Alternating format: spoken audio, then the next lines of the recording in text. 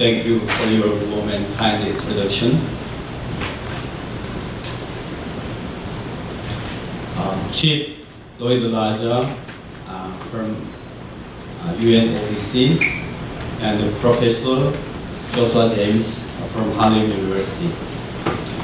Honorable members of UNODC and Harvard University, distinguished guests, ladies and gentlemen. It's a great honor for me to deliver my keynote speech today. I'm delighted to welcome all of you to this meaningful international conference, Linking Organized Crime and Cybercrime 2018. Last year, I had a chance to visit United Nations headquarters in New York.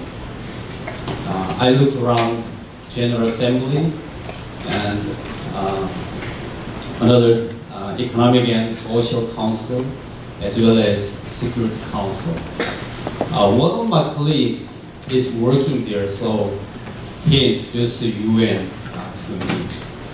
So at that time, I was touched by the history of all the accomplishments and the contributions and dedications that United Nations has given to the world for its peace and sustainable development.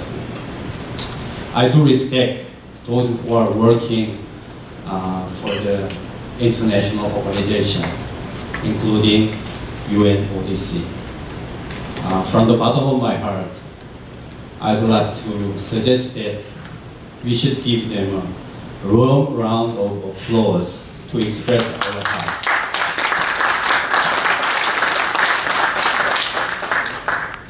Thank you for your hard work for today's event as well.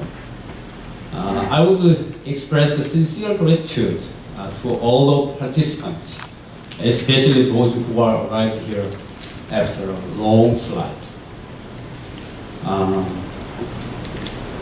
Before presenting my speech, let me briefly introduce myself. I am a senior superintendent, currently in charge of Chief of Seongnam Sujong Police Force.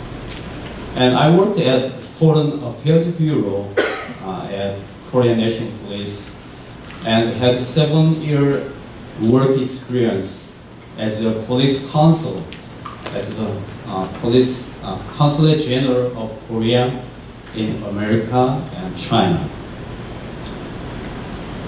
Let me organize my thought in 4 floors of crime-related changes in South Korea and global perspective as well.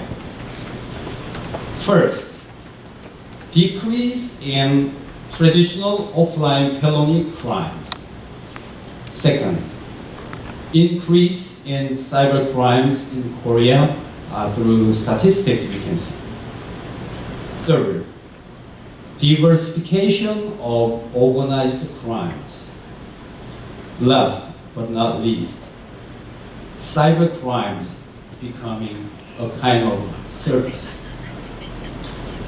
Today, the broad scope of the agenda shows clearly a different global criminal landscape, driven by rapid technological transformation on the one hand, and deepened by our growing understanding on the implications of technology on the other. Cybercrime has arisen from a specialized yet isolated corner of transnational criminal challenges into a cross-cutting and methodological factor. It profoundly affects all aspects of criminality and criminal justice responses across all thematic areas. As I mentioned before, conventional offline crimes are decreased globally. If we take the United States, for example, the violent crimes in the US have fallen dramatically over the past quarter century. Like a global trend, cybercrime in Korea is rapidly increasing. According to statistics, the total number of cybercrime of Korea in 1997 was only 123.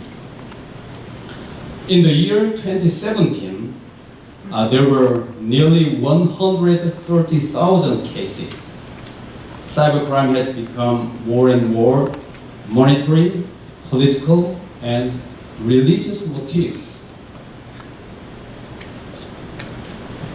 As an example of a case with a monetary motive, one of the major Korean companies, LG Chemical, had been defrauded of 24 billion won through an email impersonating a subsidiary of the oil company Aramco.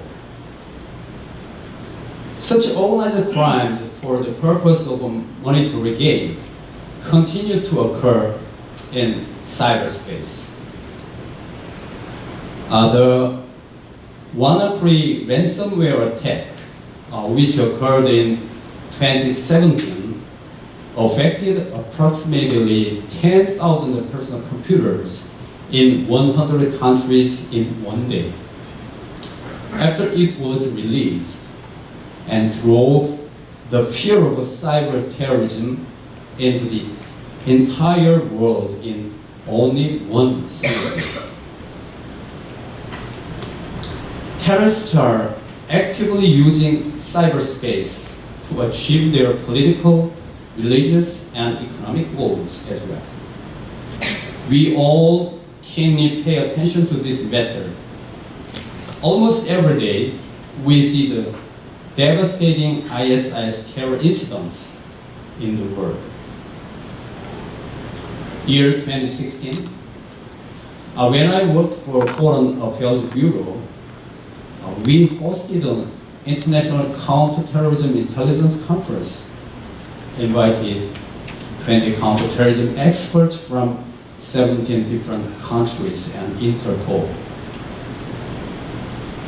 After that meaningful conference, I realized that prevention, along with united cooperation and dedication for a safer world, is extremely important.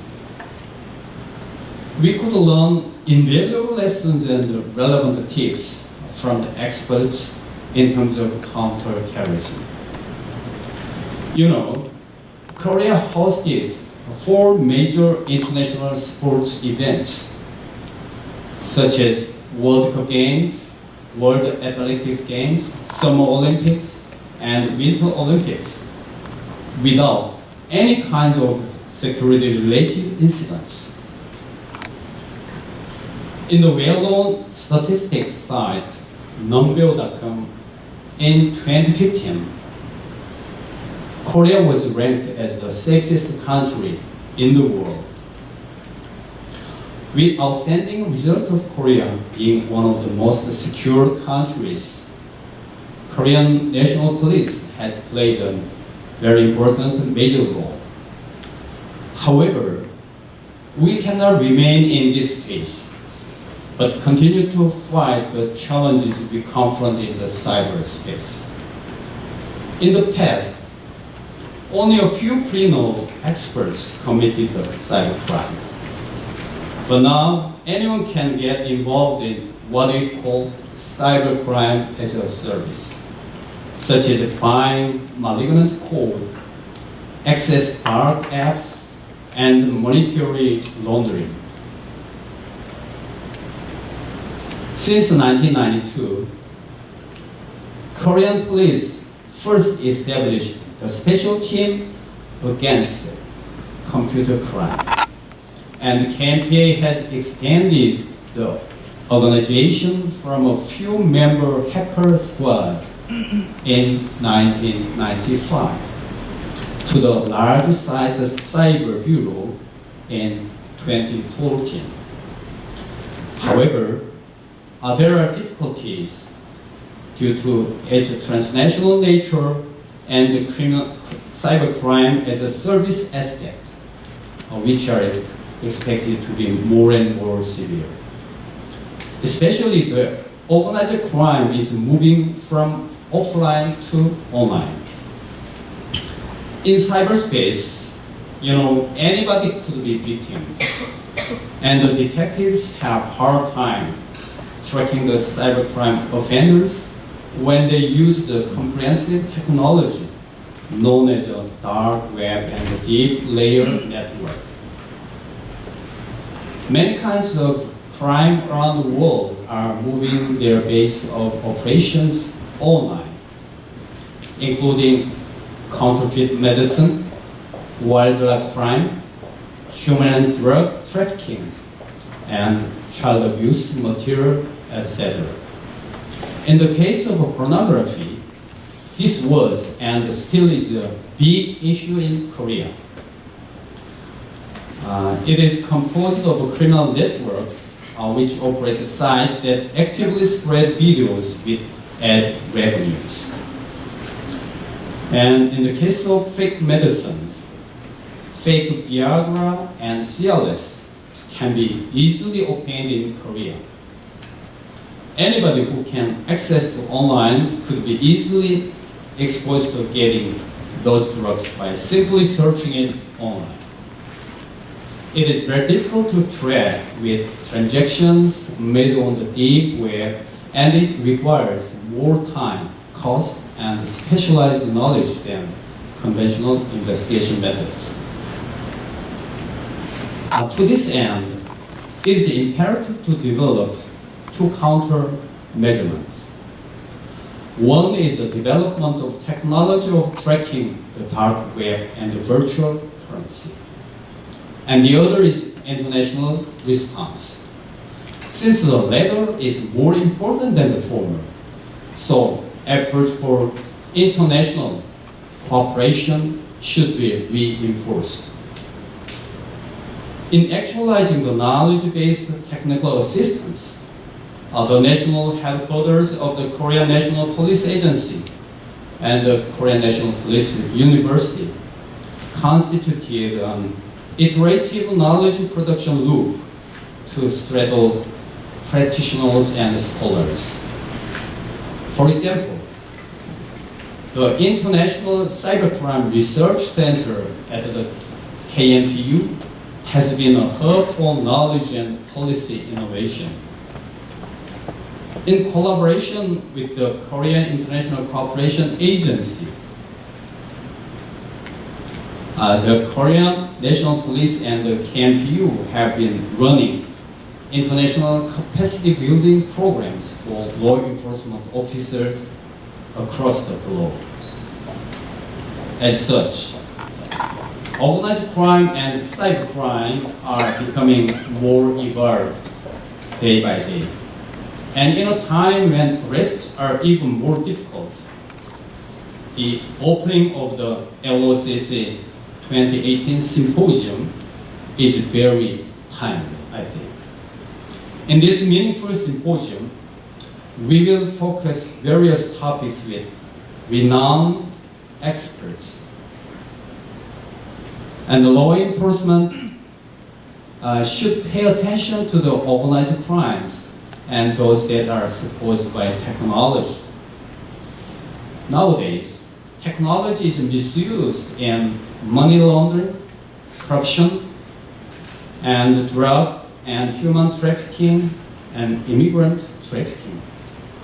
And new forms of organized crime in cyberspace are arising, such as sales technology for wildlife,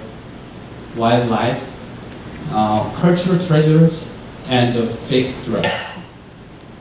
During today's session, we will cover and discuss a wide range of the latest relevant issues.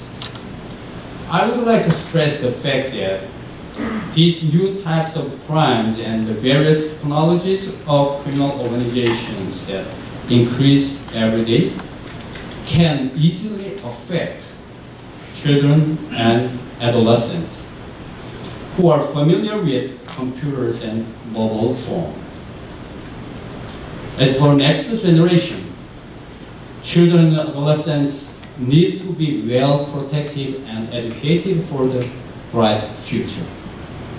However, this new generation is of the age that is most vulnerable to cybercrime because they are most familiar to new and online technology. On May 2018, the Cyber Bureau of the Korean Police arrested 156 child porno dark website operators and users through international cooperation. I would like to evaluate it as a case where international cooperation plays a big role. And I look forward to seeing more cases of such international cooperation in the future owing to this sort of international symposium. As a former president of Asian Association of Police Studies, I would like to re-emphasize the importance of international cooperation. Lastly, I'm very honored to offer my wholehearted support for the successful presentation and discussion that it will certainly generate fruitful results and great resolution. Thank you.